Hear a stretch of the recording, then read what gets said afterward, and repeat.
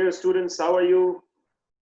Myself, Dr. Abhimanyu Kumar Jha, I welcome you for this great session on MCQs, Digestion and Absorption, Part 1.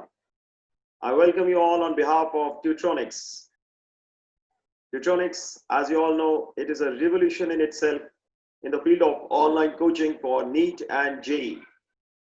Tutronics brings to you the most comprehensive and exhaustive online classroom program for JEE NEET by IITians and India's best teachers. You can apply now for 3 free demo classes from the comfort of your home by IITians and the India's best in NEET. Our unmatched features include regular online live classes, regular doubt solving, free study materials, small batches with personalized attention, unlimited test series, daily practice problems, and recorded video lessons, and many more. 1,000 plus students have already registered for our JEE and NEET 2022 online classroom program. So what are you waiting for? This is your turn now. As you all know, मैं आपका अपना doctor Abhimanyu Kumar Jha आप सबका स्वागत करता हूं और आज हम फिर से इकट्ठा हैं। डाइजेशन एंड एब्जॉर्प्शन 3 parts हम ऑलरेडी कर चुके हैं और after these 3 parts, as I had told you in the previous class, that we would be having an MCQ session, that is multiple choice question session. So today we will be having that multiple choice question session, जिसमें मैं आपको हर question की explanation भी बताऊंगा और क्यों कोई particular answer है या क्यों कोई पर्टिकुलर आंसर नहीं है, ये सब भी हम डिस्कस करेंगे. So it's going to be a great deal and it's going to be a great experience for all of us. आपके लिए तो है ही, मेरे लिए भी होगा क्योंकि आप अनोखे स्टूडेंट्स, आप जैसा अनोखा audience. It's going to be really amazing. चलिए, बहुत बढ़िया. So let's start with MCQs, digestion and absorption, part 1. This is the 4th session in zoology. और जैसा कि मैंने आपको बताया था, हम मंथ में 4 zoology के सेशन लेके चल रहे हैं. हर वीक zoology का एक सेशन हम जरूर रखते हैं और बॉटनी का सेशन जो है हम मंथ में 2 रख रहे हैं फिलहाल, and we'll try to increase it in a gap of maybe a few weeks. चलिए, बहुत बढ़िया. So let's start with the things and let's get started. तो जल्दी से हम शुरू करते हैं MCQs part 1. Great. I hope the screen is visible to all of you. चलिए जी, बहुत बढ़िया. और जल्दी से हम शुरू करते हैं MCQs part 1 और ये अपने आप में एक बहुत अनोखा एक्सपीरियंस होगा आपके लिए. और जैसा कि मैंने आपको पिछली क्लास में कहा था कि आप सब लोग एक चीज जरूर करिएगा, आप लोग अपने नोटबुक लेके बैठिए and what you have to do is that you have to mark your answers in the notebook. और जो मैं क्वेश्चंस पूछता जाऊंगा उन क्वेश्चंस के आपको जो भी आंसर्स लगे उन आंसर्स को आप मार्क कर लीजिएगा, A, B, C, D, जो भी आपको लगे. और आपके हिसाब से जो आंसर है, ईमानदारी से, honestly what you have to do is you have to mark those choices. And if it is found to be correct, just tick mark it and उसके लिए आपको +4 मिलेंगे. मैं आपको पहले रूल समझा दूं जैसा कि नीट में होता है. And this is very very important to understand this. NEET examination में जैसा कि मैं आज आपको बता दूं, we have 45 questions each from physics, chemistry, botany and zoology. And today we are going to do what? Zoology, that is this part. तो इस zoology part में मैं आपको एक चीज बहुत क्लियरली बता दूं कि ये जो zoology का पार्ट है इसमें बहुत इंपॉर्टेंट है इस चीज को समझना. वैसे तो ये किसी भी पार्ट के लिए इंपॉर्टेंट है, लेकिन बहुत इंपॉर्टेंट है कि zoology में अगर 45 क्वेश्चंस हैं, बॉटनी में भी 45 हैं, केमिस्ट्री में भी 45 है, फिजिक्स में भी 45 क्वेश्चंस ईच हैं, तो आपको ये समझना पड़ेगा कि ओवरऑल मैं अगर आपको बताऊं तो इस पूरे प्रोसेस के दौरान आपको ये समझ के चलना पड़ेगा कि इस पूरे प्रोसेस में what we can expect is कि zoology में एटलीस्ट हम मिनिमम हमारी कोशिश ये होनी चाहिए कि 45 क्वेश्चंस का मतलब हो गया 45 into 4 यानी 180 मार्क्स. पहले इसको समझें. चारों ही सब्जेक्ट्स में, whether it is physics, whether it is chemistry, whether it is botany or whether it is zoology, चारों ही सब्जेक्ट्स में हमें ये बहुत ध्यान से लेके चलना है कि 45 क्वेश्चंस ईच हैं और 45 into 4 यानी 180 मार्क्स का ये सब्जेक्ट है. चारों सब्जेक्ट 180 मार्क्स के हैं, 180 मार्क्स ईच. तो zoology में आपको कम से कम टारगेट रखना पड़ेगा 170 प्लस का. 170 प्लस का टारगेट अगर आप जूलॉजी में अचीव करते हैं तो कोई बात बनेगी, वरना it's going to be very tough. क्योंकि देखो बेटा, जूलॉजी में अगर आप 170 प्लस स्कोर करते हो तो इतना मान के चलो बॉटनी में भी आप 170 प्लस आराम से ला सकते हो। इस बार आपने नीट 2020 का रिजल्ट देखा, Sohail Aftab, he got 720 out of 720. So he scored 180 each in physics, chemistry, botany and zoology. तो उसके सभी में 180 out of 180 marks थे. So what I would like to tell you is that आप भी 180 out of 180 ला सकते हो, लेकिन इसके लिए आपको बहुत मेहनत करनी पड़ेगी। आपका टारगेट मिनिमम 170 प्लस होना चाहिए जूलॉजी में और बॉटनी में भी। तो अगर यहाँ दोनों आप 170 प्लस और 170 प्लस स्कोर कर लेते हो, it means you are having 340 plus. 340 plus अगर आपके इन दोनों में आ गए तो फिजिक्स और केमिस्ट्री में अगर थोड़ा बहुत कम भी होता है तो भी आप 620 625 के रेंज में आराम से आप पहुंच सकते हो। लेकिन अगर बॉटनी जूलॉजी में अगर आपका कम हो गया तो it's going to be very difficult for you to crack NEET. इसलिए बहुत ध्यान से बॉटनी जूलॉजी को करें और साथ में फिजिक्स केमिस्ट्री पे भी पूरा फोकस बनाए रखें, तभी जाके नीट निकल पाएगा। So what I need to tell you is that here you will get plus 4 marks for every correct answer. Just note it down first. Plus 4 marks for every correct answer. आप सब लोग अपनी अपनी notebook सामने रख के बैठे, जो भी आंसर आप मार्क करेंगे, I will give you some time, a few seconds, because अगली बार से आप देखेंगे कुछ वीक्स के बाद we are going to do these quizzes on our online app, that is the app of Tutronics, जिसमें कि हम पॉल भी लेंगे और बाकी सारी चीजें करेंगे। But till then हम अभी फिलहाल जो YouTube पे ले रहे हैं उसमें मैं आपको बता दूं, उसमें हम पॉल वाला सिस्टम नहीं कर पा रहे हैं YouTube में फिलहाल। तो what we can do is that +4 हम रखेंगे करेक्ट आंसर के लिए, -1 will be for incorrect answer. Try to understand this. If you answered any particular question and if it is found to be incorrect, that will be counted as -1. And if you answered any particular question and that answer is found to be correct, then you will get +4. और अगर आप answer ही नहीं करते हैं किसी question को तो उसका आपको कोई मार्क्स नहीं मिलेगा। So that will be unattempted. So you will get 0 for unattempted question. Is it clear? Unattempted one. Okay. So this is what I wanted to tell you before starting with this quiz. और अगर आप सब लोग तैयार हैं तो हम शुरू करते हैं। नोटबुक लेके बैठिए फटाफट। मैं आपको कुछ सेकंड्स दे रहा हूँ। जिन बच्चों ने अभी तक नोटबुक नहीं लिया अपने हाथ में, नोटबुक और पेन या पेंसिल लेके बैठे और फटाफट आपके पास 15 सेकंड है, फटाफट आप नोटबुक ले लीजिए अपना और पेन या पेंसिल जो भी है वो ले लीजिए और फटाफट बैठ जाइए स्क्रीन के सामने। और हम शुरू करने वाले हैं multiple choice questions, that is MCQs, digestion and absorption part 1। You have 15 seconds.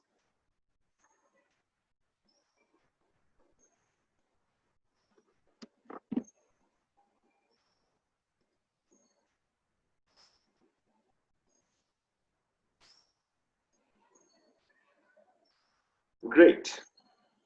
हाँ जी, तैयार हैं सब लोग?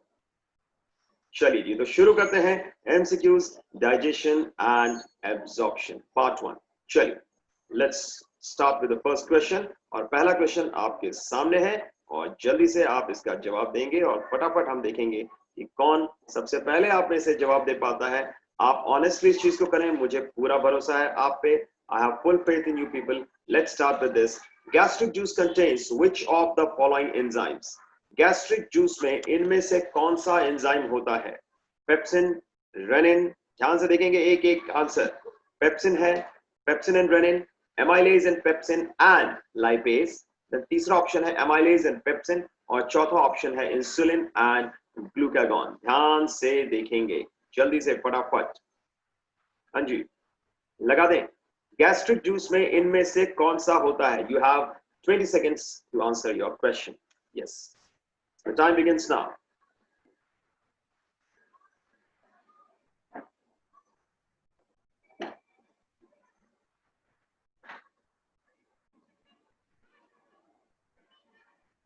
Great.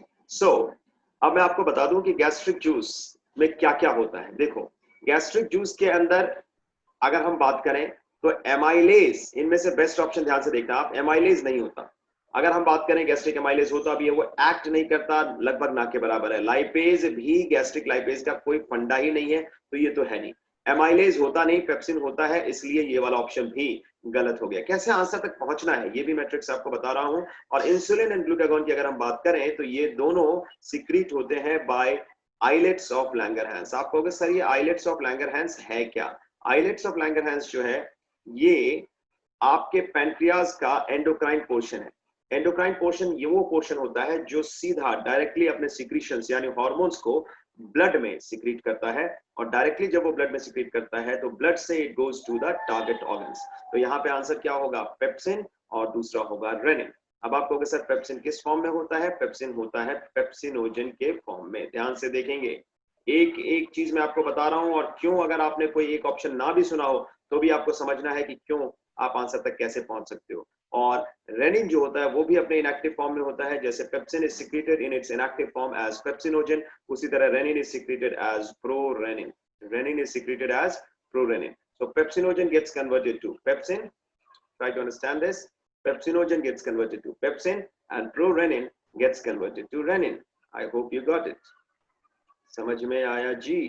Prorenin gets converted to renin. So here what you can understand is that ये जो inactive form है ये एक्टिव फॉर्म में किसके प्रेजेंस में बदलेगा? It is in the presence of HCl, that is hydrochloric acid. I hope you got it. ठीक है जी।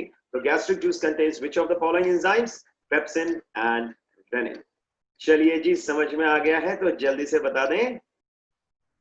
आई होप आप लोग ईमानदारी से इस प्रोसेस को करेंगे, और मैं देखना चाहूंगा कि आपके फाइनली कितने क्वेश्चन सही होते हैं। और इस YouTube लिंक के साथ जब आप ये वीडियो देखेंगे उसके बाद अब आपके जितने भी क्वेश्चन सही हों आप जरूर हमसे शेयर करें उसके बाद अपना रिप्लाई कि भाई आपके टोटल कितने आंसर सही थे और कितने मार्क्स आ रहे हैं आपके टोटल। अगर मैं बताऊं आपको, ये 40 क्वेश्चंस हैं। 40 क्वेश्चंस का मतलब हुआ 40 into 4, यानी this is going to be what 160 marks. 160 marks का है ये total. This is going to be of 160 marks. Is it clear? चलिए जी, बहुत बढ़िया। चलें आगे। ग्रेट। चलिए क्वेश्चन नंबर 2 पे चलते हैं जल्दी से। Which of the following kinds of papilla या taste buds occur over the tip of tongue of rabbit? अब यहाँ रैबिट का देखिए, ध्यान से समझिएगा। रैबिट के बारे में मैं आपको बता दूं, पहले रैबिट पे बहुत क्वेश्चंस आते थे, खासकर स्टेट पीएमटीज में। अब नहीं आते, तो मैंने क्वेश्चन रैबिट का जरूर रखा आपके लिए। लेकिन ये भी बता दूं कि अब रैबिट के क्वेश्चन इतने नहीं आते, बट कई केसेस में रैबिट का स्पेसिफिकली आंसर डिफरेंट हो जाता है। बट कई केसेस में रैबिट वाला जो आंसर आएगा वो हमसे काफी हद तक रिलेटेड होगा, क्योंकि we are also mammals and rabbit is also a mammal. So try to understand this. Which of the following kinds of papilla or taste buds occur over the tip of tongue of rabbit? Fungiform and piliform, circumvallate। ठीक है, यहां बेटा change कर देंगे, यहां circumvallate के अलावा एक और हो जाएगा एंड, ठीक है, फोलिएट, ये पूरा हो जाएगा। ठीक है ना, circumvallate एंड फोलिएट, और लास्ट है फोलिएट। जल्दी से बता दें कौन सा है, कौन सा काइंड्स ऑफ पेपिला जो है, कौन सा काइंड ऑफ पेपिला या पेपिले जो है, they occur over the tip of tongue of rabbit. Fungiform and filiform, circumvallate and foliate, and last but not the least is your foliate। तो जल्दी से मैं चाहूंगा आप इसका आंसर करें, और I would like to see how much you have understood. Okay जी, चलें जी, फटाफट शुरू करें। You have 15 seconds to mark the answer. Do it fast. Great. And I expect कि मैक्सिमम बच्चों का आंसर सही होगा। इस YouTube लिंक पे जब भी आप ये वीडियो देखें, आप ये हमेशा ध्यान में रखें, अपने मार्क्स जरूर लिख के भेजें आप मुझे। मैं जरूर ये YouTube लिंक देख के फिर उसके बाद देखूंगा कौन सा बच्चा कितने पानी में है। आपको खुद भी अंदाजा लगेगा आप कितने पानी में हैं, और क्या सिर्फ पानी ही पानी है। चलिए बहुत बढ़िया, एंड हियर इट इज। और यहाँ पे आंसर है फंजीफॉर्म एंड पिलिफॉर्म। फंजीफॉर्म एंड पिलिफॉर्म। मैं खास बात आपको बता दूं, फोलिएट तो हम में एब्सेंट होता है। चलिए बहुत बढ़िया जी, तो ये हम ध्यान में रखेंगे, फंजीफॉर्म एंड पिलिफॉर्म, और यही आंसर है। ठीक है जी। आगे वाला टंग का जो हिस्सा है वो किसके लिए है? स्वीट टेस्ट के लिए। साइड से लेके साइडवेज वाला यहां तक पूरा सॉल्टी टेस्ट के लिए, ये पोर्शन साइड से, और पीछे इधर साइडों में बिटर, और लास्ट वाला सबसे पीछे वाला आपको पता ही है, साग। ठीक है ना, तो ये सारी चीजें हमें ध्यान में रखनी है। और इसके आगे चलते हैं। अगला question Okay, just 1 second. I think we can move forward. Yes, it is. And here it is. Question number 3 पे हम चल रहे हैं बेटा जल्दी. And जल्दी से हम देखेंगे. Question number 3 बहुत ही simple. Absorption of a solution against a concentration gradient. ध्यान से समझो. किसी भी solution का जो absorption होता है against a concentration gradient, ठीक है? By the intestinal epithelium is accompanied by. यानी जब भी किसी solution का जो absorption होता है against a concentration gradient और इंटेस्टाइनल एपिथेलियम के द्वारा जब भी ये एब्जॉर्प्शन होगा तो वो किसके द्वारा एकम्पनीड होता है, ठीक है? क्या ऑस्मोटिक प्रेशर के द्वारा, क्या एक्टिव ट्रांसपोर्ट, क्या ब्राउनियन मूवमेंट या डोनानन इक्विलिब्रियम, ठीक है? जल्दी बता दें फटाफट. You have 15 to 20 seconds. चलिए 15 सेकंड. अब हर क्वेश्चन में हम कोशिश करेंगे 15 सेकंड रखें या 20 सेकंड. चलो 20 सेकंड रखें. ओके जी, टाइमर पे मेरी पूरी निगाह है.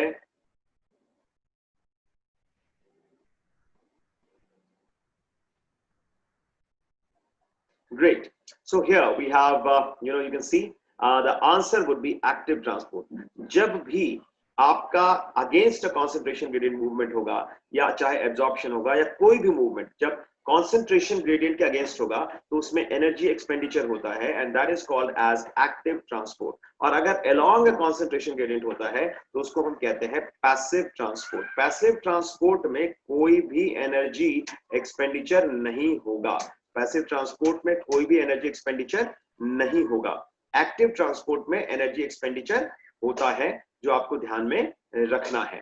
और कॉन्सेंट्रेशन ग्रेडियंट का मतलब क्या हुआ कि सपोज कोई चीज मूव करती है. सपोज ऐसे समझो कि कोई चीज तुम्हारे पास ज्यादा है और कोई तुमसे कुछ पैसे मांगता है और पैसे तुम्हारे पास ज्यादा है अगर, तो तुम क्या करोगे? तुम्हारे पास बहुत ज्यादा पैसे हैं तो तुम्हारा दोस्त अगर तुमसे, सपोज तुम्हारे पास 10-20 लाख है, अब तुम्हारा दोस्त तुम्हें कहता है कि अरे यार 2 लाख दे दे, तो तुम कहोगे चल यार मुश्किल है लेकिन नहीं, फिर भी कंजूस होगे तो नहीं दोगे, लेकिन अगर बहुत जरूरी है तो हल्की सी कन्विंसिंग पे दे दोगे.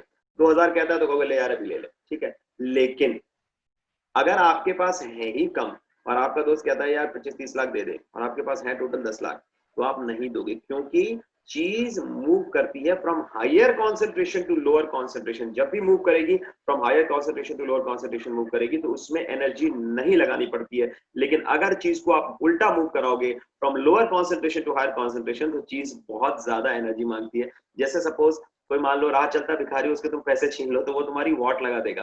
क्यों? क्योंकि उसके लिए तुम उसके पास वैसे ही पैसे कम है, तुमने उसके और पैसे मार लिए, तो that will be what? Against a concentration gradient. That will be against a concentration gradient. तो जब भी कोई चीज अगेंस्ट अ कॉन्सेंट्रेशन ग्रेडियंट जाएगी तो उसमें उसको काफी कन्विंस करना पड़ेगा आपको. अगर किसी के पास बहुत कोई कम चीज है और वो चीज आपको बहुत ज्यादा, आप उसको कन्विंस करना चाह रहे हो देने के लिए, तो आपको बहुत ज्यादा कन्विंस करना पड़ेगा and you will have to spend lot of energy. तो that is called as active transport. चलिए बहुत बढ़िया. कौन से ऐसे टीथ हैं ह्यूमन बीइंग में? Which of the following teeth they appear only once in the life of a man?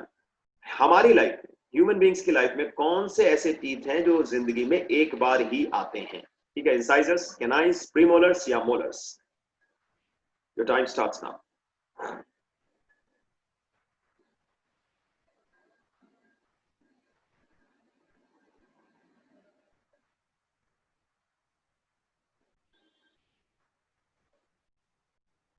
We'll try to do as many questions as possible.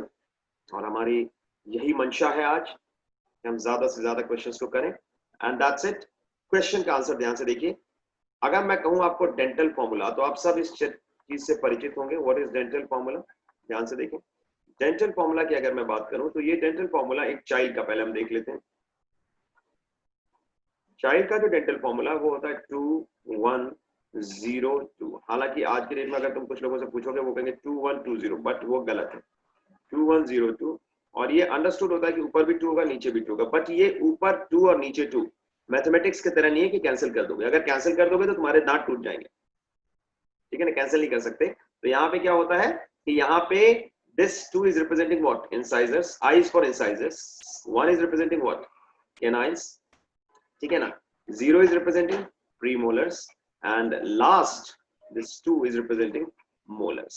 तो ये जो भी है इसमें अगर आप ध्यान से देखोगे तो 2 + 1 कितने दांत हो गए? 3. 3 + 0, 3 + 0 यानी 3. 3 + 0 3 हो गया, +2 5. तो 5 दांत. This is representing 1/2 of upper jaw. This is representing all this is representing 1/2 of upper jaw, है ना जी? And this is representing what? One half of lower jaw. तो अब एक हाफ लोअर जॉ का नीचे है, एक हाफ ऊपर है, तो अब दो हाफ है ना total, there are two halves, so this will be into 2 and again this will also be into 2। तो एक हाफ में कितना है, दो इंसाइजर है, एक कैनाइन है, प्रीमोलर कोई भी नहीं है, मोलर दो है ना जी, 2102। तो कितने दांत हुए, 2 + 1 3, 3 + 0 3 + 2 5, 5 into 2। ऊपर बच्चों में कितने दांत होते हैं, छोटे बच्चों में 5 एंड 5 into 2 कितने हुए 10। और नीचे क्या हुआ, फिर अगेन 2 + 1 3, 3 + 0 3 + 2 5, 5 into 2 कितने 10। तो 10 ऊपर हुए 10 नीचे हुए, समझ में आया जी, 10 ऊपर हुए 10 नीचे हुए, है ना जी, 10 ऊपर 10 नीचे। तो इस चीज को ध्यान से समझो, अगर 10 ऊपर है और 10 नीचे हैं तो टोटल दांत कितने हुए 20। लेकिन कौन सा ऐसा टीथ है जो आया ही नहीं एक बार भी यहाँ पे, ये वाला। तो बाकी जितने भी ये टीथ आपको सामने दिख रहे हैं जो जीरो नहीं है, ये दो बार आते हैं। क्यों, क्योंकि पहले तो ये बच्चे में आए और उसके बाद ये सारे टीथ लॉस्ट हो जाते हैं। This is called as milk teeth, कहते हैं ना दूध के दांत, तो यही दूध के दांत हैं, ये सारे के सारे टीथ लॉस्ट हो जाते हैं।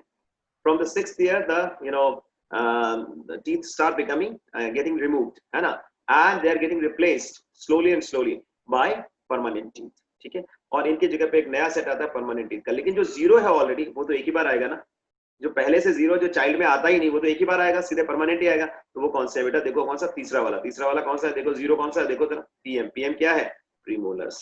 समझ में आया जी। तो कोर्ट का आंसर क्या होगा, 3 यानी प्रीमोलर्स। हाँ जी, कितने सही हो रहे हैं, कितने गलत हो रहे हैं, सबका हिसाब सही ढंग से रख रहे हो ना, कोई प्रॉब्लम तो नहीं।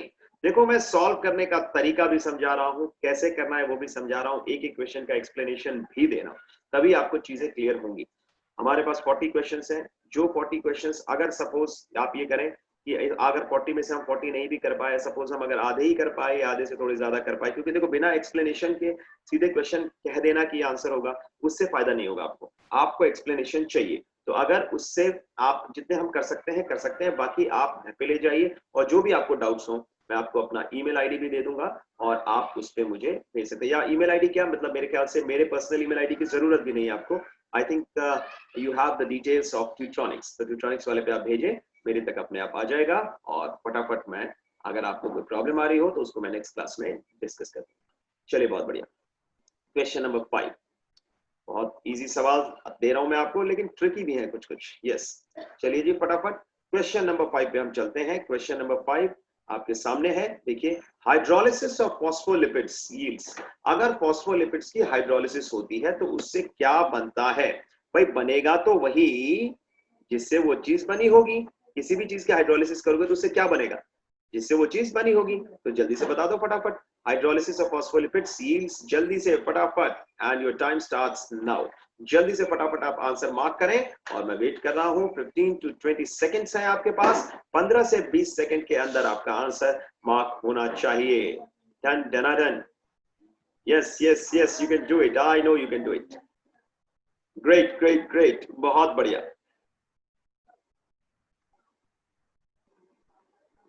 यस, तो देखिए ध्यान से देखते हैं कितने बच्चों का आंसर सही है और मैं आपको बता दूं क्या क्या है। एक तो सबसे पहले बनता है ग्लिसरॉल। ग्लिसरॉल जो है ट्राईहाइड्रिक अल्कोहल, ट्राईहाइड्रिक का मतलब जिसमें 3 OH ग्रुप्स हैं, 3 OH ग्रुप्स हैं। साथ में एक बनता है फॉस्फोरिक एसिड। फॉस्फोरिक एसिड जो है ये भी बहुत इंपॉर्टेंट है क्योंकि फॉस्फेट है, और फैटी एसिड। तो आप वैसे देखो नॉर्मली क्या होता है, 3 फैटी एसिड, ध्यान से समझो, 3 फैटी एसिड्स, ठीक है ना, प्लस 1 ग्लिसरॉल, है ना। ध्यान से समझना, एकदम बेसिक फंडे क्लियर कर देने हैं। ये बनाता है एक ट्राइग्लिसराइड फैट, है ना जी, यही होता है, एक ट्राइग्लिसराइड फैट बनाता है। ध्यान से देखो, ठीक। लेकिन आप ये भी समझो कि जब फॉस्फोलिपिड बनता है तो एक फैटी एसिड इनमें से कम हो जाता है। फॉस्फोलिपिड के केस में क्या होता है, 2 फैटी एसिड्स, है ना जी, 2 fatty acids plus 1 glycerol plus 1 phosphor या फॉस्फेट कंटेनिंग कंपाउंड, ठीक है ना, फॉस्फेट कंटेनिंग कंपाउंड। समझ में आया, तो ये होता है। तो आप देखो, एक तो ग्लिसरॉल हो गया, एक फॉस्फोरिक एसिड हो गया और एक फैटी एसिड हो गया। इसीलिए आंसर क्या होगा बेटा, हाइड्रोलिसिस भी होगी तो वही तो निकलेगा जिससे वो बना हुआ था। देखो बेटा, किसी भी चीज में आपको अगर मान लो आप कोई कहे कि हाँ भाई तुम्हारे अंदर क्या क्या चीज है, तो तुम्हारे अंदर वही चीज तो होगी जो तुम्हारे अंदर प्रेजेंट है ना, तो वही चीज तो तुम्हारे अंदर से निकलेगी। सो this is the answer, 2 fatty acids plus glycerol and plus 1 phosphate containing compound. अब ये फॉस्फेट कंटेनिंग कंपाउंड अलग अलग हो सकते हैं, ठीक है ना, जैसे कॉलिन फॉस्फेट होता है, लेसिथिन एक है। अब लेसिथिन भी एक आपका क्या है, फॉस्फोलिपिड है, तो उसमें क्या है, कॉलिन फॉस्फेट है ना, उसमें it is what is present is Colin phosphate. समझ में आया जी, कोई डाउट, क्लियर है, ग्रेट ग्रेट ग्रेट जी। चलो, तो ये चीज है, आप बिल्कुल ध्यान में रखेंगे। चलते हैं अगले क्वेश्चन पे, question number 6, the food that gives more calories per unit mass of food is called as. ध्यान से देखो, वो फूड जो सबसे ज्यादा कैलोरीज देता है पर यूनिट मास ऑफ फूड, जल्दी से बताएंगे फटाफट। प्रोटीन, कार्बोहाइड्रेट्स, फैट या वाटर? टाइमर मैंने लगा दिया है, जल्दी करें।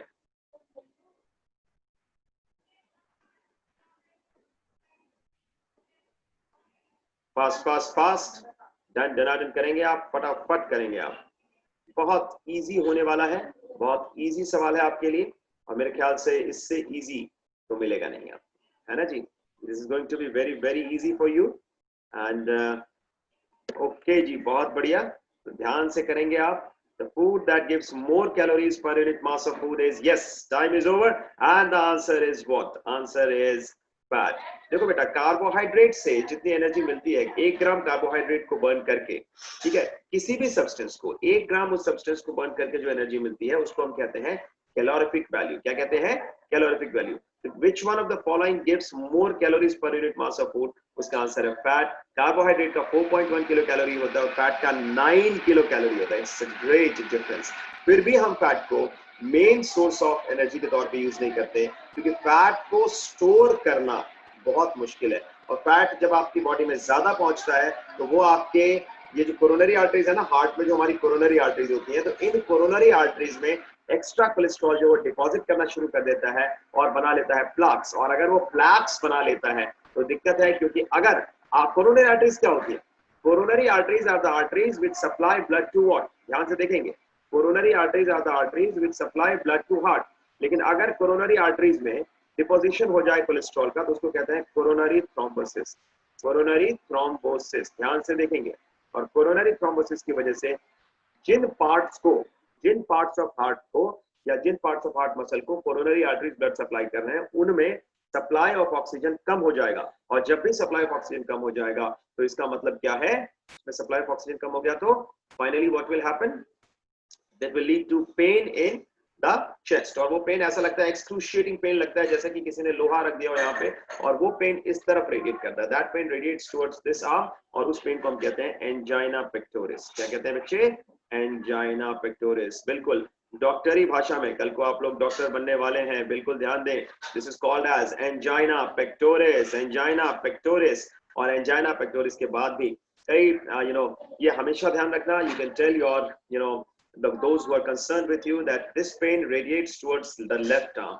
एंजाइना का पेन हमेशा लेफ्ट आर्म की तरफ रेडिएट करता है, जबकि जो गैस्ट्राइटिस वगैरह का जो पेन होता है, जो गैस की वजह से होता है, वो कभी भी इस तरफ रेडिएट नहीं करेगा। हालांकि वो पेन भी कभी भी यहाँ भी हो सकता है, यहाँ भी हो सकता है, नीचे इधर इधर कहीं भी हो सकता है, बट वो पेन कभी भी इधर रेडिएट नहीं करेगा। तो अगर आपका पेन इस तरफ रेडिएट कर रहा है, इसका मतलब ये है कि you are having the pain of angina. और अगर उसके बाद भी कई बार लोग थोड़ा रेस्ट करते हैं, लेटते हैं, थोड़ा रेस्ट करते हैं, चीजें ठीक हो जाती हैं, लेकिन even after that if you don't take that much care, और उसके बाद भी चीजें चलती रहती हैं, तो धीरे धीरे वो देखो, ये सपोज ये कोरोनरी आर्टरीज हैं जो सप्लाई कर रही हैं ब्लड तुम्हारे हार्ट के मसल्स को, तो अगर यहाँ पे तुमने क्लॉट तुम्हारा काफी पूरा आधा था तो रिस के थोड़ा थोड़ा ब्लड फिर भी जा रहा था, लेकिन अगर ये पूरा क्लॉट बन जाएगा धीरे धीरे, then it will lead to what? It will lead to complete blockage of coronary arteries and that will lead to, पहले तो क्या था, reduce supply of oxygen, अब क्या होगा? no supply, ध्यान से समझना, no supply of oxygen, कहाँ? to the heart muscles, जिनको ये कोरोनरी आर्टरी सप्लाई कर रहा था ब्लड, क्योंकि ब्लड के थ्रू ही तो ऑक्सीजन आ रहा था। तो इस केस में बहुत दिक्कत हो जाती है, और इसी केस को हम कहते हैं मायोकार्डियल। ध्यान से समझिएगा बच्चों, मायोकार्डियल इंफार्क्शन। आप कहोगे सर मायोकार्डियल इंफार्क्शन का मतलब क्या है? मायोकार्डियल इंफार्क्शन का मतलब समझो, मायो मतलब मसल, कार्डियल मतलब हार्ट का, मायो मतलब मसल, कार्डियल मतलब हार्ट का, और इंफार्क्शन मतलब डेथ, यानी death of the muscles of heart, death of the muscles of heart, and this is also called as, इसी को कहते हैं हार्ट अटैक, इसी को कहते हैं हार्ट अटैक। अब एक क्वेश्चन मैं तुमसे पूछना चाहूंगा कि क्यों फीमेल्स में, देखो ध्यान से समझना, हार्ट अटैक हो या फिर ये आपका जो है कार्डियोवैस्कुलर डिजीजेस कोई भी हो, क्यों फीमेल्स में 50 के नीचे चांसेस कम होते हैं कार्डियोवैस्कुलर डिजीजेस के as compared to males? Females में कहा जाता है कि कार्डियोवैस्कुलर डिजीजेस के चांसेस कम होते हैं एज कंपेयर टू मेल। कुछ लोग कहते हैं फीमेल्स को टेंशन ज्यादा नहीं होती, कमाना जो है वो मर्दों को ज्यादा पड़ता है, मेल्स को ज्यादा कमाना है, सारी स्ट्रेस है मेल के पास, इसलिए स्ट्रेस भी है, लेकिन उससे भी बड़ा एक रीजन है, फीमेल में एक हार्मोन है एस्ट्रोजन। तो एस्ट्रोजन जब तक सिक्रीट होता रहता है, एस्ट्रोजन जो है ये कार्डियोवैस्कुलर डिजीजेस के अगेंस्ट एक प्रिवेंशन का काम करता है, एक प्रोटेक्ट करने का काम करता है। एस्ट्रोजन का लेवल जब तक सही रहेगा फीमेल में, तब तक कार्डियोवैस्कुलर डिजीजेस के चांसेस कम रहेंगे। लेकिन मेनोपॉज एक ऐसा पीरियड है जहां टर्मिनेशन हो जाता है मेंस्ट्रुअल साइकिल का या मेंसेस का। आपको पता है मेंसेस मतलब जो आपका जो मंथली साइकिल है वुमेन की, जिसको हम कहते हैं मेंस्ट्रुएशन जो होता है, जिसमें ब्लड लॉस होता है एवरी मंथ, 28 डेज का जो साइकिल है, तो उसमें फर्स्ट 5 डेज जो ब्लीडिंग होती है, जिसमें कि आपका सेकेंडरी oocyte तो लॉस्ट होता ही है, यूट्रस की लाइनिंग भी लॉस्ट होती है, तो वो जो होता है, वो जब मीनोपॉज होता है तो उसके बाद ये साइकिल्स होनी बंद हो जाती हैं, तो इसीलिए उसको हम कहते हैं मीनोपॉज। मीनोपॉज के बाद आपका एस्ट्रोजन का लेवल कम हो जाता है, और जब एस्ट्रोजन का लेवल कम हो जाता है तो फीमेल्स में भी कार्डियोवैस्कुलर डिजीजेस का जो रिस्क है वो बढ़ जाता है। So the risk of cardiovascular diseases, if it is asked from you, increases in females after which age? It is generally after 50 years, because 49 to 50 years में माना जाता है कि मेनोपॉज होता है।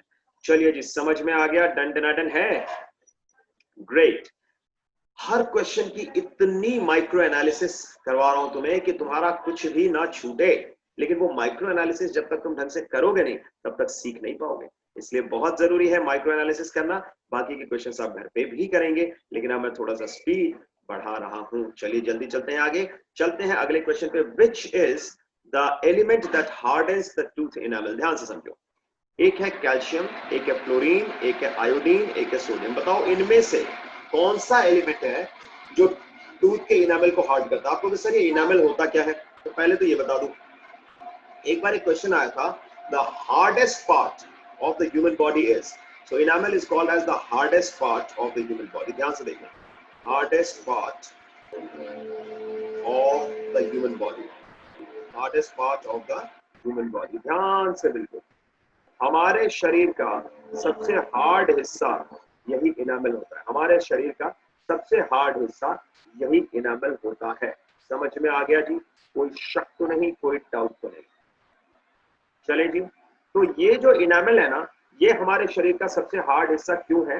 क्योंकि इस इनामल में, ध्यान से देखना, इस इनामल के अंदर एक डिपोजिशन होती है, जैसे हमारे बोन्स में होता है ना कैल्शियम फॉस्फेट, वैसे इनामल में भी कैल्शियम फॉस्फेट की डिपोजिशन होती है। और ये इनामल है क्या? ये टूथ है ना, इस टूथ का सबसे ऊपरी हिस्सा जो है, जिसकी वजह से आप क्रश कर पाते हो चीजों को, that is enamel. So that is due to deposition of calcium phosphate.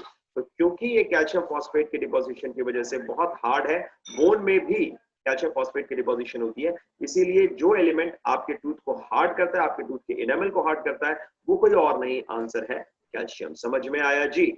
Chlorine भी बहुत जरूरी है आपके हेल्थी टीथ के लिए, नहीं अगर हो, क्लोरीन की प्रॉब्लम अगर हो या कमी हो जाती है तो डेंटल कैरीज वगैरह भी हो जाती है। बट यहाँ पूछा गया है कि कौन सा एलिमेंट हार्डन करता है टूथ इनामल को, the answer will be calcium. अब अगले पे आ जाओ फटाफट। Canine teeth are absent in rabbit because, से देखेंगे फटाफट, पटाखे फूटने लगे हैं, आपको पता है, ठीक है जी, पटाखों का फूटना एक अच्छा आपके लिए वो है, क्या है, यस, पटाखों का फूटने से एक बहुत अच्छा वो माहौल बना रहता है ना। तो जल्दी बताएंगे, कैनाइन टीथ, दिवाली आ चुकी है, दिवाली के आसपास आपको पता ही है पटाखे अगले दिवाली के अगले 2-3 महीने तक चलते रहते हैं, ठीक है, तो 2-3 महीने तक ये चलता ही रहेगा, कई दिन पहले ही शुरू हो चुका है, ठीक है। और दिवाली से 1 महीना पहले, दिवाली से 2-3 महीने बाद तक ये प्रोसेस चलता है। चलिए बहुत बढ़िया। So canine teeth are absent in rabbit because it is, ध्यान से देखेंगे, canine teeth are absent in rabbit, क्यों एब्सेंट होते हैं, क्योंकि क्या ऐसा है कि कैनाइन टीथ एब्सेंट होते हैं रैबिट में, जल्दी से बताएं, फटाफट बताएं, और जल्दी से फटाफट फटाफट पोस्टर निकला हीरो। क्योंकि रैबिट जो है, 15 से 20 सेकंड आपके पास है, जल्दी करिए, fast fast. Great great great, बहुत बढ़िया।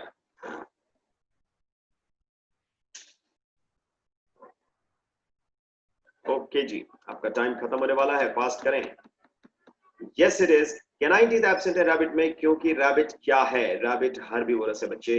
रैबिट कभी भी कार्निवोरस नहीं होता। रैबिट जो है क्या खाता है, प्लांट्स वगैरह को खाता है, ठीक है। तो वो क्या है, हर्बीवोरस है। हर्बीवोरस है तो उसको कैनाइन की जरूरत ही नहीं है। कैनाइन किस लिए चाहिए होता है, क्रश करने के लिए, टीयरिंग ऑफ द फ्लेश के लिए चाहिए होता है। हमारे भी ह्यूमन बींग्स के भी पहले नोमैडिक लाइफ में जो था, क्या था, लार्ज कैनाइन्स होते थे to tear of the flesh. तो यहाँ पे आंसर क्या होगा, इट इज हर्बीवोरस। आंसर क्या होगा बेटा, इट इज हर्बीवोरस। समझ में आया जी, कोई डाउट तो नहीं, क्लियर। तो चलते हैं, कार्निवोरस आपको पता ही है, फ्लेश ईटिंग मैमल्स या फ्लेश ईटिंग एनिमल्स को हम बोलते हैं। ओमनिवोरस जो दोनों खाएं, आपके वेजिटेबल्स वगैरह भी और फ्लेश वगैरह भी। और सैप्रोफाइटिक वो होते हैं जो dead and decaying matter of plant पे फीड करते हैं। चलिए बहुत बढ़िया। क्वेश्चन नंबर 9, ध्यान से देखें, क्वेश्चन नंबर 9 आपके सामने है, और मैं जरा जल्दी से आपको बता दूं ये है क्या। The secretions that mix with food in the small intestine, जो फूड के साथ मिक्स करते हैं सिक्रीशन स्मॉल इंटेस्टाइन में, उनको हम क्या कहते हैं, ठीक है। या कौन कौन से सिक्रीशंस हैं जो फूड के साथ मिक्स करते हैं स्मॉल इंटेस्टाइन में, जल्दी से बताएं, आपका टाइम शुरू होता है अब, जल्दी फास्ट। स्मॉल इंटेस्टाइन पूछा गया, बिल्कुल सारा लॉजिक सिस्टम अपना जागृत कर दो और उसके हिसाब से आंसर करो।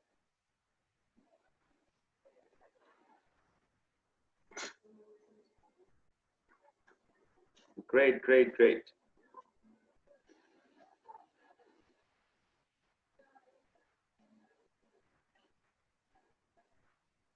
बहुत बढ़िया। So now let's move on with this. देखिए ध्यान से, वो सिक्रीशंस जो मिक्स होते हैं फूड के साथ इन द स्मॉल इंटेस्टाइन, एक तो है सलाइवा, सलाइवा माउथ में होता है बेटा, स्मॉल इंटेस्टाइन का तो मतलब ही नहीं है, यही खराब हो गया मामला।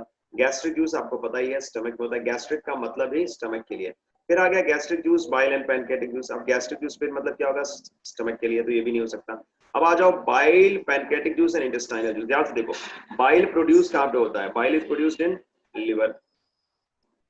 तो आपको अगर सर लिवर में प्रोड्यूस होता है तो फिर स्मॉल इंटेस्टाइन में आएगा, बिल्कुल आएगा जी, क्योंकि इसका डक्ट है ना, कॉमन बाइल डक्ट के थ्रू आएगा। और उसके बाद जो है आपका गॉल ब्लैडर में स्टोर भी होता है, गॉल ब्लैडर से जब निकलता है, सिस्टिक डक्ट और हेपेटिक डक्ट जब मिलते हैं, लिवर से लेके जो आता है वो तो राइट और लेफ्ट हेपेटिक डक्ट में, फिर उसके बाद वो आया, फिर मिक्स होगा गॉल ब्लैडर के साथ, सिस्टिक डक्ट के साथ जब मिलेगा तो बनेगा कॉमन बाइल डक्ट। और कॉमन बाइल डक्ट आके खुलता है कहाँ, पैनक्रियास के अंदर जो मेन डक्ट होता है उसमें, और वहां से वो एम्प्यूला लाइक स्ट्रक्चर बनाता है पैनक्रियाटिक सिक्रीशन के साथ, और उस एम्प्यूला को हम कहते हैं हेपेटो पैनक्रियाटिक एम्प्यूला। ठीक है जी, हेपेटो पैनक्रियाटिक एम्प्यूला। और हेपेटो पैनक्रियाटिक एम्प्यूला जो है वो खुलता कहाँ है, वो खुलता है कहाँ, जल्दी बता दो जी, sphincter of Oddi, sphincter of Oddi के थ्रू वो खुलेगा कहाँ, स्मॉल इंटेस्टाइन में। समझ में आया। तो बाइल भी कहाँ गया, स्मॉल इंटेस्टाइन में। पैनक्रियाटिक जूस तो पैनक्रियास से ही पहुंचेगा कहाँ, स्मॉल इंटेस्टाइन में। और इंटेस्टाइनल जूस तो आपको पता ही है, इंटेस्टाइनल जूस को ही हम कहते हैं क्या, सक्कस एंटेरिकस। क्या कहते हैं बच्चों, succus entericus. This is another name for your intestinal juice. So this is what you need to understand. बाकी पे जाने की हमें जरूरत नहीं है, क्योंकि पैनक्रियाटिक और इंटेस्टाइनल जूस तो आएगा small intestinal, but gastric juice नहीं आएगा। तो आंसर क्या हो गया, ऑटोमेटिकली आंसर हो गया 3। Is it clear, any doubt? Great. चलिए अब आ जाते हैं क्वेश्चन नंबर 10 पे। क्वेश्चन नंबर 10 भी बहुत ही सिंपल है, जल्दी बताइए। Essentially the work digestion means, essentially digestion का मतलब क्या होता है, जरा जल्दी से फटाफट और कर दो काम तमाम। Essentially the work digestion means, यहाँ पे वर्क ना करके यहाँ आप कर दो word, so that will make the things very easy for you. Essentially the word digestion means, जो शब्द है डाइजेशन, उसका मतलब आमतौर पे क्या होता है, ठीक है। breaking food for energy, building of proteins from amino acids, changing organic molecules, या breaking complex organic molecules into smaller ones। जल्दी से, आपका टाइम शुरू हो चुका है और टाइमर ऑन है।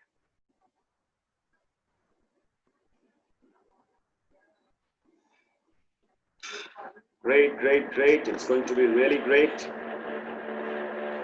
बहुत ही बढ़िया जी, बहुत ही बढ़िया। Great great great. और मैं एक चीज आपको बताना चाहूंगा, कई बार हम चीजों को, हमें लगता है चीजें टफ होंगी, इतनी टफ होती नहीं है चीजें। कई बार चीजें बहुत आसान होती हैं और हमें समझने में वक्त लग जाता है कई बार। Yes it is. और ग्रेट, बहुत ही बढ़िया जी, बहुत बढ़िया। और यहाँ पे आप देख सकते हो, यस, यहाँ पे डाइजेशन का मतलब क्या है, ध्यान से समझो।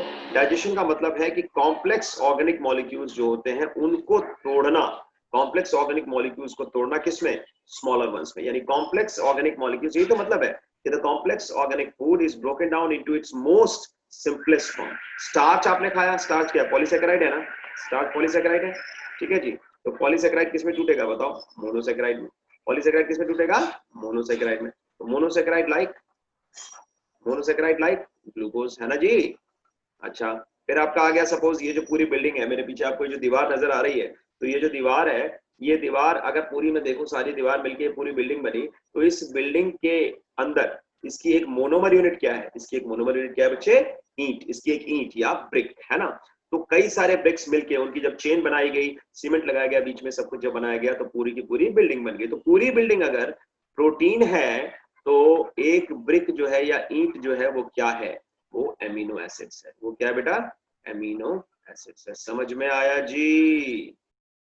ठीक है। तो यही तो होता है, जो आपने खाना खाया, रोटी खाते हो, चावल खाते हो, सब्जी खाते हो, दाल खाते हो, कुछ भी खाते हो, फ्रूट्स लेते हो, उन सब में जो पॉलीसेकेराइड है, यानी जो स्टार्च है, फॉर एग्जांपल स्टार्च को हमने पॉलीसेकेराइड कहा, स्टार्च भी पॉलीसेकेराइड है। ग्लाइकोजन हमारे मसल्स में स्टोर होता है, लिवर सेल में स्टोर होता है ना जी।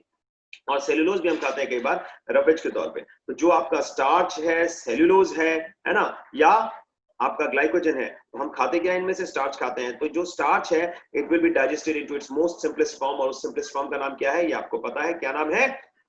ग्लूकोज। उसका नाम क्या है?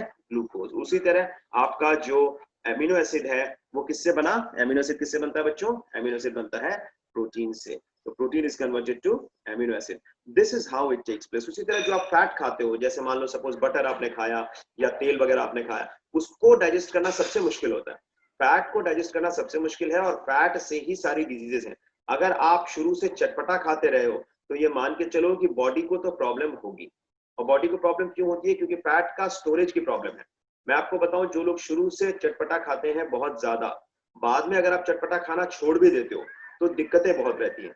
जैसे मैं आपको अपने केस में बताऊं, मैंने शुरू में बचपन में बहुत चटपटा खाया, बहुत ज्यादा, और उसके बाद ऐसी हालत हो गई है कि आज मेरे से तेल वाली चीजें मैं खा नहीं सकता ज्यादा, क्योंकि मेरे गॉल ब्लैडर में स्टोन हो रखा है। तो हालांकि पिछले 6-7 सालों से मैं सिर्फ सादा खाना ही खाता हूँ, नॉर्मल खाना, स्पाइसी ज्यादा नहीं खाता मैं। हमारे घर में स्पाइसी बनता ही नहीं था, क्योंकि पापा को भी वही प्रॉब्लम है, क्योंकि पापा ने भी शुरू में बहुत चटपटा खाया, मेरे फादर ने भी बहुत चटपटा खाया शुरू में, हद से ज्यादा चटपटा बनता था हमारे यहाँ, मतलब हर चीज में चटपटा। तो उसका असर बाद में आता है। आपने अगर चटपटा बहुत खाया है शुरू में, उसका असर बाद में आएगा। बाद में आपको क्या होगा? आप सिंपल ही खाओगे, मजबूरी हो जाएगी आपकी, बिकॉज गॉल ब्लैडर में स्टोन हो गया। तो अब क्या है, गॉल ब्लैडर में अगर स्टोन है, तो गॉल ब्लैडर के स्टोन की सबसे बड़ी प्रॉब्लम क्या है? You have to remove the duct along with the gall bladder, because gall bladder में प्रॉब्लम क्या है कि गॉल ब्लैडर में स्टोन रिमूव नहीं होगा, क्योंकि उसका डक्ट बहुत पतला है। ठीक है। So all these things are there. This is just an example to understand that fat का absorption की प्रॉब्लम है। लेकिन फैट भी टूटेगा कब? जब बाइल उस पर एक्ट करेगा। और बाइल प्रोड्यूस कौन करता है? लिवर। बाइल प्रोड्यूस कौन करता है? लिवर। और बाइल को सिक्रीट कौन करता है? Gall bladder. बाइल को स्टोर कौन करता है? Gall bladder. तो यही सारी चीजें आपको ध्यान में रखनी है बच्चे। और यहाँ पे आंसर आपको पता ही है क्या होगा, जब complex organic molecule, even nucleic acid भी पॉलीमर है किसका? न्यूक्लियोटाइड का। तो न्यूक्लिक एसिड किसमें टूटता है? न्यूक्लियोटाइड्स में। और न्यूक्लियोटाइड्स भी अपने छोटे यूनिट्स में टूटेंगे, जैसे पेंटोज शुगर यानी राइबोज। अगर आरएनए है तो राइबोज शुगर, अगर डीएनए है तो डीऑक्सीराइबोज शुगर। फिर उसके बाद अलावा क्या होगा? उसके अलावा या तो प्यूरिन या प्यूरिमिडीन। अगर एडिनिन है, ग्वानिन है, तो प्यूरिन होगा। अगर साइटोसिन है, थाइमिन है, यूरासिल है, तो pyrimidine होगा। और साथ में फॉस्फेट भी अलग निकलेगा बच्चों। So this is the answer. Essentially the word digestion means breaking complex organic molecules into the simplest form or the smaller ones. Very good. चलिए जी, समझ में आ गया? कोई डाउट तो नहीं है जी? इजी लग रहा है? I'm trying to make the things very very easy for you. ये हमेशा ध्यान में रखो बच्चों। अब तक 700 डॉक्टर्स मैं बना चुका हूं, और इस बार के नीट 2020 में भी 219 स्टूडेंट्स अगर हम 625 को भी इंक्लूड करें तो 220 स्टूडेंट्स हैं जिनके 625 या उससे ज्यादा है, तो ये नंबर ऑटोमेटिकली 220 उसमें ऐड कर दोगे तो it becomes a good number 920 के आसपास। सो अगला नंबर आपका होना चाहिए। So your number is going to be the next, and आप सब लाइन में लगे और फटाफट फटाफट अगला साल नीट 2021 में आपकी बारी होनी चाहिए और आपको क्रैक करके दिखाना है नीट 2021। और नीट 2022 में जो आपके जूनियर्स हैं या जो अभी नीट 2022 की तैयारी कर रहे हैं वो तो रहेंगे। तो अगले 2 साल बहुत इंपॉर्टेंट है आप सभी के लिए, जो नीट 2021 में बैठ रहे हैं उनके लिए अगला साल, और जो नीट 2022 में बैठ रहे हैं उनके लिए उसका अगला साल। So this is going to be a great thing. चलिए बहुत बढ़िया। विच ऑफ द फॉलोइंग, ध्यान से देखो अगला क्वेश्चन हम करते हैं, बहुत बढ़िया। Which of the following part in rabbit have hair, lip और क्लेफ्ट लिप। अब ये थोड़ा सा ट्रिकी है, ये रैबिट के कंसर्न में ही पूछा गया है, तो ये उसी के कंसर्न में आपको आंसर करना है। आपका टाइम मैंने शुरू कर दिया, फटाफट फास्ट फास्ट करेंगे। डन डना डन, फास्ट फास्ट करेंगे। It's going to be, yes you have 5 more seconds now, and ये 5 सेकंड्स आपके कंप्लीट हो गए हैं। यस, आंसर इज, लगा दे जी, अपर लिप। अपर लिप में यहाँ पे क्लेफ्ट लिप होता है, और यहाँ पे खरगोश का आपने देखा होगा बना होता है क्लेफ्ट सा अपर लिप।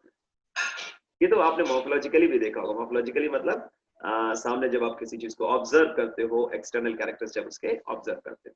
अगला आ जाओ, क्वेश्चन नंबर 12 पे आ जाओ फटाफट। When teeth are different in shape, size and function, जब टीथ साइज में अलग हो, शेप में अलग हो और फंक्शन में अलग हो तो उनको क्या कहा जाता है? क्या एक्रोडोंट कहा जाएगा, क्या प्लीरोडोंट कहा जाएगा, क्या होमोडोंट या heterodont?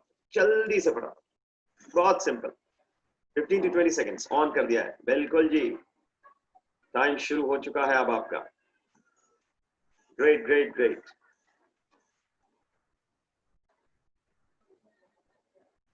Fast fast fast, done डना डन, ग्रेट ग्रेट ग्रेट, बहुत बढ़िया जी।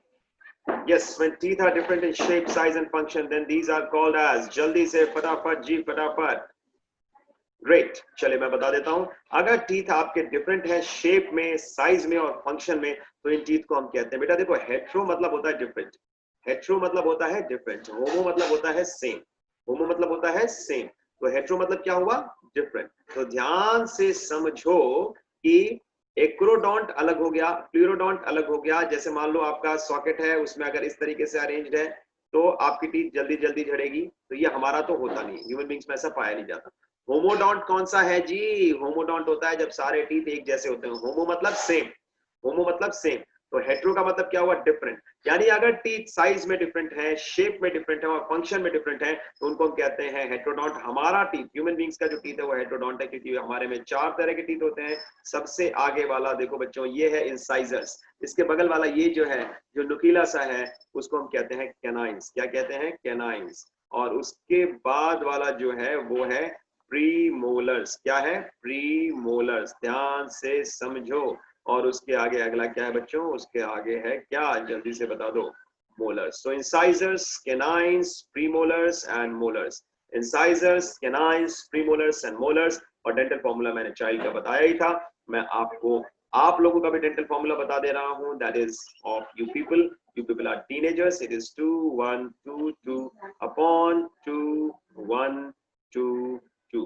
So this is incisors, this is canines, this is premolar and these are the molars. तो यहाँ पे आप देख सकते हो आपके अपर जॉ में जितने दांत हैं और लोअर जॉ में जितने दांत हैं, into 2 ऊपर भी होगा नीचे भी होगा, लेकिन डेंटल फॉर्मूला में सिर्फ यहीं तक लिखा जाता है। डेंटल फॉर्मूला में ये into 2 ऊपर और into 2 नीचे एज्यूम कर लिया जाता है कि ये तो होगा ही, because dental formula is representing just 1/2 of upper jaw divided by 1/2 of lower jaw. So this will be 2 + 1 3, 3 + 2 5, 5 + 2 कितने हुए? 7। तो 7 आपके अप 1/2 ऑफ अपर जॉ में है। 7 × 2 कितना हुआ? 14। और नीचे क्या हुआ? 2 + 1 3, 3 + 2 5, 5 + 2 7, 7 × 2 यानी 14 ऊपर 14 नीचे। यानी आपके टोटल कितने टीथ हैं जी? आपके सिर्फ 14 और 14 कितने हुए? 28 टीथ हैं। ठीक है जी। अब आप कहोगे सर आपके कितने हैं? तो मेरे कितने होंगे? देखिए ध्यान से, मेरे होंगे मेरा डेंटल फॉर्मूला भी लिख देते हैं फटाफट। Dental formula 2 1 2 3 upon 2 1 2 3। ध्यान से देखो, ये जो है आपका, ये क्या है, फटाफट देखेंगे इसको। यहाँ पे आपका ये 2 जो है वो क्या है, इंसाइजर्स। यहाँ पे ये क्या है, कैनाइन्स। ये क्या है, प्रीमोलर्स। और लास्ट वाला आपको पता ही है, मोलर्स। मेरे पास एक मोलर एक्स्ट्रा है, और इंटू 2 ऊपर भी और इंटू 2 नीचे भी तो होगा ही होगा। तो मेरे पास एक मोलर एक्स्ट्रा है ये वाला, और एक मोलर एक्स्ट्रा ये वाला। फिर उसी तरह इंटू 2 होगा तो यहाँ भी एक एक्स्ट्रा होगा अपर जॉ में, और एक लोअर जॉ में। तो टोटल 4 मोलर्स जो एक्स्ट्रा है। ये जो लास्ट मोलर है जो आपके पास नहीं है, यहाँ डेंटल फॉर्मूला, मेरे डेंटल फॉर्मूला का मतलब ये थोड़ी कि मेरा ही है खाली, it is of the adult in human being. Human beings में जो एडल्ट होते हैं उनका डेंटल फॉर्मूला यही माना जाता है। तो 2 + 1 कितना हुआ, 3, 3 + 2 5, 5 + 3 8, 8 × 2 कितना हुआ, ऊपर 16, और नीचे भी क्या है, 2 + 1 3, 3 + 2 5, 5 + 3 8, 8 × 2 16। यानी 16 ऊपर और 16 नीचे। इसीलिए कहते हैं ना कि 32 क्यों दिखा रहा है, 32 मतलब 32 दांत है। 16 + 16 विल बी 32 टोटल करिए।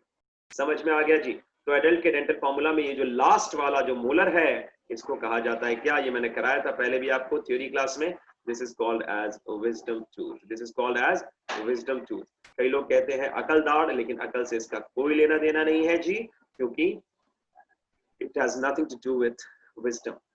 ठीक है, लेकिन कहा जाता है जिस एज में आता है उस एज तक थोड़ा बहुत जो है लोगों में मैच्योरिटी आ चुकी होती है बच्चों में, क्योंकि 20-21 साल के आसपास आता है ये, और इसीलिए इसको कहते हैं विजडम टूथ। ठीक है, तो ये चीज हमें ध्यान में रखना है। ठीक है जी, is that clear, any doubt? चलिए, so this is the thing, and then we come to question number 13। फटाफट चल रहे हैं, क्वेश्चन नंबर 13 पे आ जाइए। और यहाँ पे आप देख सकते हो, it's going to be great। काफी क्वेश्चंस हमने किए हैं, हमारी उम्मीद है कि हम और काफी क्वेश्चंस करेंगे। और आप ये फाइल जो है एक बार डाउनलोड कर लेना जी। और incisor teeth are meant for, ध्यान से देखो, इंसाइजर टीथ किससे, टाइमिंग आपका हमने शुरू कर दिया है, जल्दी से बताइए इंसाइजर टीथ क्या काम करते हैं। Biting and cutting, mulching, munching and chewing and chewing. Timer शुरू हो चुका है।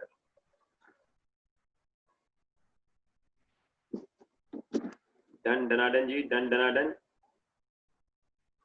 ग्रेट ग्रेट ग्रेट, बहुत बढ़िया जी, बहुत बढ़िया।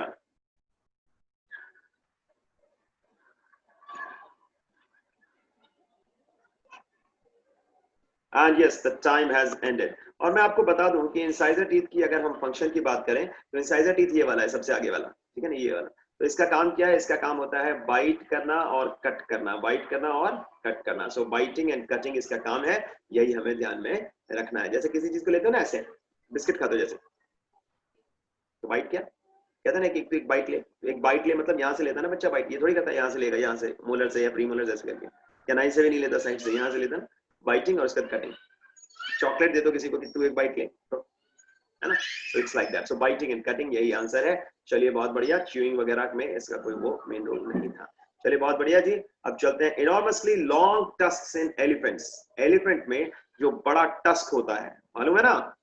हाँ जी, तो बताओ वो क्या है? अपर इंसाइजर्स हैं, अपर कैनाइंस हैं, लोअर कैनाइंस हैं, या लोअर इंसाइजर्स हैं? AFMC, arm forces medical college का एग्जाम जो पहले अलग होता था, उसमें इस तरह के क्वेश्चंस बहुत आते थे। अब तो खैर नीट के थ्रू ही एडमिशन होता है एएफएमसी में भी, so it has become very simple for all of you. So enormously long tusks in elephant, AFMC का फायदा भी है, एक तो आर्म फोर्सेस के भी मजे मिलते हैं कि भाई आर्म फोर्सेस के साथ जो रिस्पेक्ट एसोसिएटेड और सारी चीजें उसकी पोस्ट में मिलती है, and you become a doctor also. Arm forces में वैसे ही हर चीज में बहुत डिसिप्लिन लाइफ है, तो इसीलिए बहुत अमेजिंगली सक्सेसफुल होकर आप निकल सकते हैं। चलिए बताइए, the enormously long tusks in elephants जो होते हैं वो क्या है असल में? क्या वो अपर इंसाइजर्स हैं, अपर कैनाइंस हैं, लोअर कैनाइंस हैं, लोअर इंसाइजर्स हैं? टाइमर आपका सेट। चलिए फटाफट, डन डनाडन जी, डन डनाडन। ग्रेट। देखो बेटा, प्लान्ड वे में अगर चीजों को करोगे, सही ढंग से करोगे, तो डेफिनेटली नीट निकलेगा, कोई आपका नीट निकलने से नहीं रोक सकता।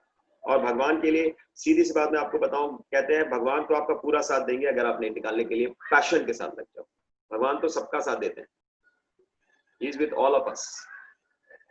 ठीक है, सो लेकिन ये नहीं है ना कि मतलब तुम बिना मेहनत के सोचो कि तुम्हारा निकल जाए और अगले ने इतनी मेहनत की है तो भी भगवान तुम्हारा निकलवा देंगे। No, so luck will be by your side if you do lot of hard work, if you do hard work in the right direction, and for that right direction also you require proper guidance, and for proper guidance Tutronics is there with you। चलिए जी, बहुत बढ़िया, और आपका time खत्म हो चुका है। सो किसका आंसर सॉल्व करने का? So enormously long tusks in elephants, they are upper incisors. क्या होते हैं बेटा? ये देखो ना, ये जो long tusk निकले होते हैं बेसिकली क्या है, ये upper incisors हैं, upper jaw में होते हैं और incisors हैं. These are not upper canines, these are not lower canines, these are not lower incisors. So answer is upper incisors. I hope you got it. Any doubt? चलो जी, बहुत बढ़िया, upper incisors clear है, नीचे की तरफ थोड़ी होते हैं, है ना? चलो जी, बहुत बढ़िया। पहले तो हम डेंटल फॉर्मूला भी कराते थे एलिफेंट्स वगैरह का, लेकिन अब आपके कोर्स में नीट में डिटेल में इतना है नहीं, तो इसीलिए अब नहीं कराते हैं। चलिए, बहुत बढ़िया। How many teeth in man are monophyodont? ये तो सिंपल है, डेंटल फॉर्मूला बताया आप लोगों को, बताइए। मोनोफायोडोंट कितने टीथ हैं हमारे में? 4, 12, 22 या 32? और टाइमर ऑन, फास्ट। डन डनाडन करेंगे, फास्ट करेंगे। ग्रेट है जी, ग्रेट है, बहुत बढ़िया जी, बहुत बढ़िया।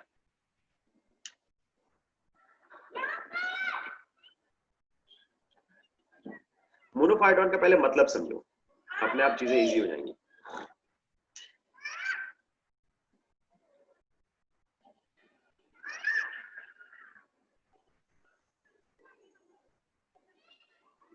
हमारे में कितने टीथ हैं जो मोनोफायोडोंट हैं, यानी जो एक बार ही आते हैं? बहुत सिंपल है। चलिए, टाइम खत्म हो गया। डेंटल फॉर्मूला मैं आपको बता दूं, आपको पता है कि एडल्ट का डेंटल फॉर्मूला है 2 1 2 3 अपॉन 2 1 2 3। अगर कोई पूछे ह्यूमन बींग्स का डेंटल फॉर्मूला लिखिए, तो भी आंसर यही होगा, है ना? क्योंकि अगर एडल्ट नहीं लिखा और सिर्फ ह्यूमन बींग्स लिखा है, तो भी डेंटल फॉर्मूला जो आप एडल्ट का ही लिखोगे। और अगर मान लो हम ये मान के चलते हैं कि डेंटल फॉर्मूला एक चाइल्ड का लिखना है, तो चाइल्ड का क्या होता है? अभी बताया था आपको, 2 1 0 2, और नीचे क्या है? 2 1 0 2। समझ में आया? तो आपको पता है, ध्यान से समझना, आपको पता है कि ये प्रीमोलर वाला जो था, देखो ये तो आपको पता है ना कि ये जो बेटा इंटू 2 ऊपर भी होगा, इंटू 2 नीचे भी होगा, इधर भी होगा, ये तो अंडरस्टूड है, ठीक है जी। लेकिन डेंटल फॉर्मूला में लिखा कितना जाता है? सिर्फ इतना लिखा जाता है ना जी, ये तो पता ही आपको। तो मुझे एक चीज बता दो कि कौन सा टीथ है जो हमारा चाइल्ड में नहीं है और बच्चों में नहीं है, चाइल्ड में। हम एडोलेसेंट की बात नहीं कर रहे, आपकी बात नहीं कर रहे, हम बात कर रहे हैं सपोज एडल्ट की। तो एडल्ट में कौन सा टीथ आ गया एक्स्ट्रा? ये 2, तो 2 इंटू 2 यानी कितना हुआ? 4 प्रीमोलर्स, और यहाँ 2 इंटू 2 कितना हुआ? 4 प्रीमोलर्स। तो कितने हो गए? 8 तो प्रीमोलर्स हो गए। आप कहोगे सर 8 ही तो होने चाहिए, 8 नहीं होंगे ना? अरे भाई, ये भी तो 2 ही मोलर थे यहाँ, और तुम्हारे पास भी 2 ही मोलर है, 1 हाफ ऑफ अपर जॉ में और 1 हाफ ऑफ लोअर जॉ में, है ना?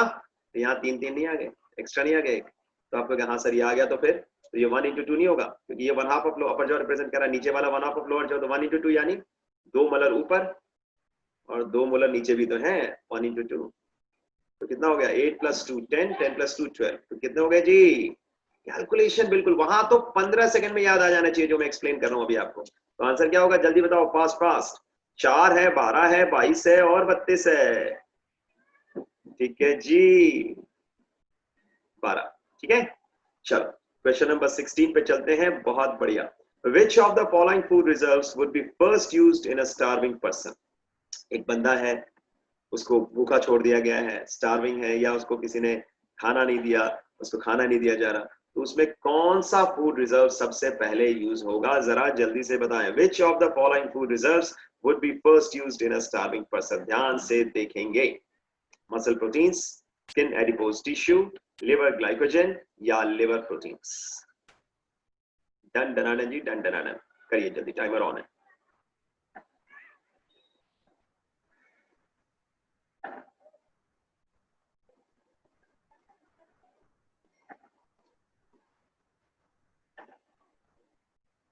या एक काम करेंगे आप, अच्छा इसमें वो आप डाउनलोड नहीं कर पाएंगे ना, इसमें पूरा का पूरा वीडियो वो नहीं आएगा। अच्छा, तो एक काम करेंगे, जितने क्वेश्चंस हम अभी कर रहे हैं वो तो कर लेंगे, अभी मुझे ध्यान आया कि अच्छा इसमें वो डाउनलोड तो ऐसे नहीं हो पाएगा। तो what we can do is कि आप ट्यूटोनिक्स पे हमें मेल लिखिएगा, और जैसे ही आपका मेल आएगा, what we will do is that we will send the whole paper to you with answers. और यही नहीं, ऐसे तो ढेरों पेपर्स हैं आपके लिए, ढेरों पेपर्स बने हुए हैं, डीपीपी हमने बना रखा है आपके लिए, everything is prepared for you. Quizzes हैं, मेगा क्विजेस हैं, सब कुछ है। चलिए बहुत बढ़िया। सो यहाँ क्या है? विच of the following food reserves would be first used in a starving person? Muscle proteins, skin adipose tissue, liver glycogen and liver proteins. ध्यान से देखिए, आंसर हो जाएगा लिवर ग्लाइकोजन। आंसर क्या हो जाएगा? Liver glycogen. क्यों? ग्लाइकोजन इज, देखो, एक्स्ट्रा ग्लूकोज जो भी आपकी बॉडी में होता है वो स्टोर्ड हो जाता है in the form of glycogen. उस प्रोसेस को हम कहते हैं ग्लाइकोजेनेसिस। क्या कहते हैं बेटा?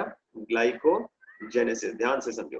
तो ग्लाइकोजेनेसिस में देखो, ग्लाइकोजन अलग हो गया और जेनेसिस मतलब होता है फॉर्मेशन, यानी फॉर्मेशन ऑफ ग्लाइकोजन। ये तो ठीक है, लेकिन जब कोई बंदा भूखा है या स्टार्विंग है, if a person is not having that much food to eat, that much क्या, बिल्कुल खा ही नहीं रहा, स्टार्विंग है, तो उस केस में क्या होगा? ये ग्लाइकोजन टूट टूट के, ये ग्लाइकोजन कहाँ प्रेजेंट होता है? हमारे मसल सेल्स में, हमारे लिवर में। तो ये ग्लाइकोजन टूट के क्या करता है बेटा? एनर्जी प्रोवाइड करता है। तो इसको हम कहते हैं ग्लाइकोजेनोलिसिस। क्या कहते हैं? Glycogenolysis. That is the breakdown of glycogen to form glucose. Breakdown of glycogen to form glucose. और यही जो है कहाँ टूटता है? देखो, ये अगर मसल्स का लिखा होता है ग्लाइकोजन, वो भी टूटेगा, लिवर का लिखा है वो भी टूटेगा। तो यहाँ से लिवर वाला ऑप्शन दिया है। So this is breakdown of glycogen and this glycogen will be broken down to form glucose. और ये ग्लूकोज बनता रहेगा और बंदा उससे एनर्जी ऑब्टेन करता रहेगा। जब ये ग्लाइकोजन खत्म हो जाएगा, उसके बाद फैट टूटना शुरू होगा। तभी बंदा थोड़ा सा, उसके बाद अगर आप 10 दिन किसी को खाना ना दो तो ग्लाइकोजन तो टूट ही चुका, फैट भी टूट जाता है और साथ में उसके बाद प्रोटीन भी टूटेगा, लास्ट में टूटेगा प्रोटीन। तो आंसर होगा यहाँ पे liver glycogen. I hope you got it. ठीक है जी, चलो जी, अब देखो ध्यान से, अगला क्वेश्चन है आपके सामने। कम से कम ये क्वेश्चन मेरे ख्याल से और हो जाएगा। How much time? I don't know कितना टाइम रह गया है। Just a moment, let me see the time. Yes, अभी है हमारे पास चंद मिनट, चंद लम्हे, तो ये क्वेश्चन तो हम कर सकते हैं। चलिए, बहुत बढ़िया जी, ध्यान से देखिए। द डाइजेशन ऑफ, या डाइजेशन लिखा हुआ है, खाली डाइजेशन लिखा, the digestion of starch in alimentary canal of human starch cell. कई बार टाइप एरर रह जाता है, ध्यान से देखें फटाफट। जो डाइजेशन ऑफ स्टार्च है एलिमेंट्री कैनाल में ह्यूमन बींग्स का, वो कहाँ स्टार्ट होता है? जरा ध्यान से। बक्कल कैविटी, इलियम, स्टमक या ड्यूडेनम। एलिमेंट्री कैनाल में कहाँ स्टार्ट होता है डाइजेशन ऑफ एलिमेंट्री कैनाल? ठीक है जी, your time starts now.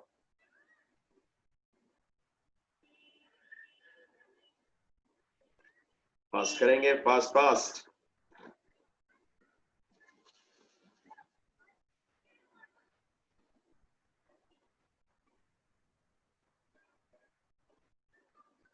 Great, चलिए बहुत बढ़िया। सो यहाँ मैं आपको बता दूं, ये जो डाइजेशन है स्टार्च का, ये कहाँ स्टार्ट होता है बच्चे? ये स्टार्ट होता है कहाँ?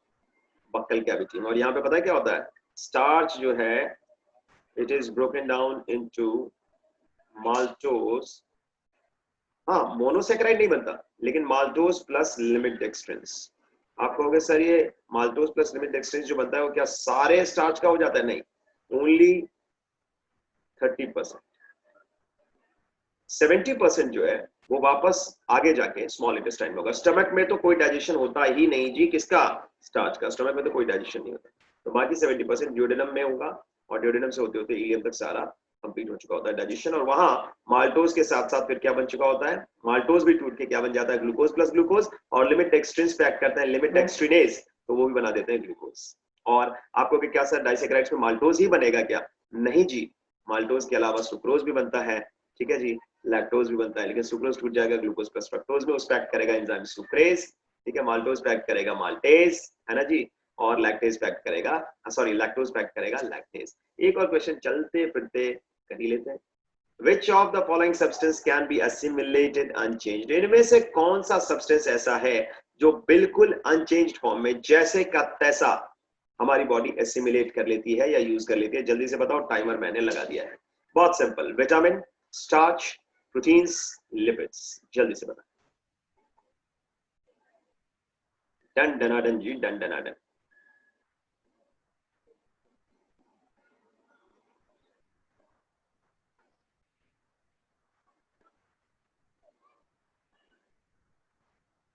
पांच सेकंड और। ग्रेट, तो द टाइम इज ओवर। मैं आपको बता दूं, आंसर है विटामिन। क्यों विटामिन आंसर है? देखो, स्टार्च टूटता है into its monomer unit that is called as glucose, क्योंकि ग्लूकोज के फॉर्म में ही आपके सेल्स इसको एब्जॉर्ब कर सकते हैं, एसिमिलेट कर सकते हैं। प्रोटीन टूटता है into its most simplest unit that is called as amino acids, ठीक है, और लिपिड्स टूटता है into fatty acids plus glycerol. Lipid टूटता है into fatty acid plus glycerol, जिससे ये मिलके बना है, ठीक है जी। ठीक, तो विटामिन किस में टूटेगा? विटामिन फैट सॉल्युबल हो तो भी यूज हो जाएगा जैसे का तैसा, जैसे विटामिन ए, डी, ई, के, और विटामिन अगर वाटर सॉल्युबल हो तो भी जैसे का तैसा ही एब्जॉर्ब हो जाएगा। जी, समझ में आया? Okay, so this is about this, and then we have had more questions with you, and जो ये अलग-अलग एग्जाम्स में आए हैं आप देख सकते हैं ये सारे क्वेश्चंस थे, लेकिन फिलहाल मैं अभी आपको सारे क्वेश्चंस तो नहीं करा पा रहा हूँ। आप देख सकते हो ऑल इंडिया पीएमटी में भी आए हैं, पहले नीट की जगह पे ऑल इंडिया पीएमटी होता था, और फिर यूपीसी पीएमटी के अलग-अलग एग्जाम्स के अलग-अलग क्वेश्चंस हैं और लास्ट में आंसर्स भी हैं। But what you can do is that you can do one thing, you can send us a mail at the email ID of Tutronics, and we will send you the whole question papers, and there are different DPPs, that is daily practice papers, which we give to our regular online students, and उसके अलावा आप भी चाहें तो आप भी मंगवा सकते हैं, आप हमें मेल करें और आपको मेल कर दिया जाएगा। चलिए जी, बहुत बढ़िया, I think you got it, and मेरे ख्याल से टाइम आज का हो चुका है। So what I would like to say is that believe in God, have faith in God, and have confidence in yourself. Get proper guidance from a good teacher, a good institute. ठीक है, और ट्यूटरॉनिक्स आपको ये दोनों चीजें provide कर रहा है, तो इसीलिए आप जुड़े ट्यूटरॉनिक्स के साथ, और अगले साल नीट 2021 में जो बच्चे नीट 2021 में बैठ रहे हैं वो नीट 2021 में, और जो बच्चे नीट 2022 में बैठ रहे हैं वो नीट 2022 में सक्सेस लेके दिखाएं, और हम दिलो जान से चाहेंगे कि आपको सक्सेस मिले, और आपको सक्सेस दिलाने के लिए जितनी भी मेहनत की जरूरत होगी we will do that. मैंने आपको बताया इतने सारे बच्चों को मैं डॉक्टर बना चुका हूं, अगला नंबर आपका है। चलिए, विद दिस मैं डॉक्टर अभिमन्यु कुमार झा आपसे विदा लेता हूं अगली क्लास तक के लिए। चलिए जी, thank you, thanks a lot, and let me tell you one thing that when the going gets tough the tougher gets going. तो हमेशा ध्यान रखिए, अगर आप मेहनत करेंगे तो जरूर आपको सक्सेस मिलेगी। कोई चीज है ही नहीं जो आपको सक्सेस से रोक सके, लेकिन मेहनत तो आपको करनी पड़ेगी। चलिए, थैंक यू बच्चों, एंड